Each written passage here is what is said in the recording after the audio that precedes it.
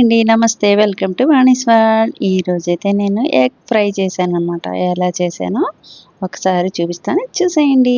So, ఇది రైస్‌లోకి, అట్లాగే టిఫిన్స్‌లోకి, దోస, చపాతీ, రోల్ చేసి పెట్టుకొని తినేసేయొచ్చనమాట. సో, కావలసిన వస్తువులు ఇయి.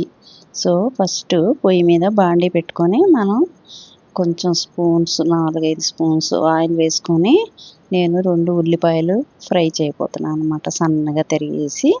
సో, అట్లాగే తొందరగా వేగాలంటే ఒక స్పూను ఉప్పేసేసి బాగా కలిపేసి మూత పెడుతూ తీస్తూ కొంచెం మెత్తబడే వరకు ఫ్రై చేసుకోవాలి.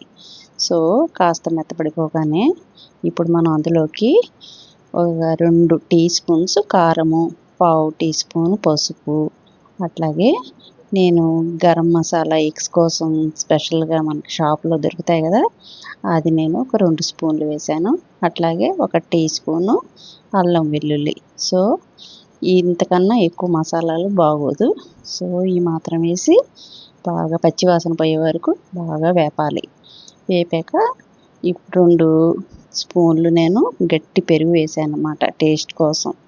ఇవన్నీ బాగా వేపేయాలి. లో టు మీడియం మాత్రమే పెట్టుకొని వేపేసేయాలి.